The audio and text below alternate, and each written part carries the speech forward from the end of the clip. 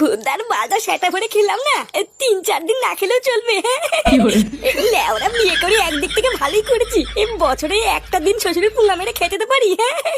হ্যাঁ শ্বশুরটা একটু বাড়াচোদা, কিন্তু চোর হলেও জাত ভালো। হ্যাঁ আজকে আমার জন্য কত কিছু বাজার করে নিয়েছিল দাদা বাবু।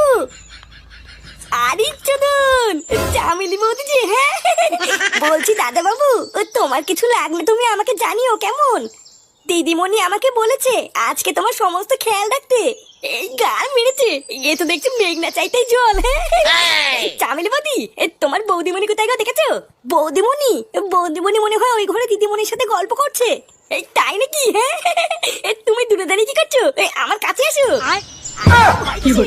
আসোই না, তুমি আর আমি একটু গল্প করি। বোকাচ্চোদা, কাজের মাসের সাথে নোংরামি বাড়া। চামেলিকে যা শিখিয়ে দিয়েছি, আজকে যদি একবার সব খাপে খাপ মিলে যায়, এই শুয়োরের বাচ্চার জামাই ষষ্ঠী খাওয়া আজকে ওর শাটার মধ্যে ঢুকাবো।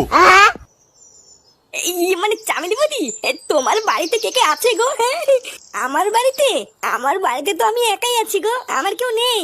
তাই নাকি? হ্যাঁ বাবা বাবা, এটা তো খুবই ভালো খবর। যার কেউ নেই ওরা তার ফুটো আছে। ইস দাদা বাবু, আপনি যে কি বলেন না। মানে বলছে কি চামেলি, আমার কাছে এসে আমাকে ছোট করে একটু চুমু দাও না।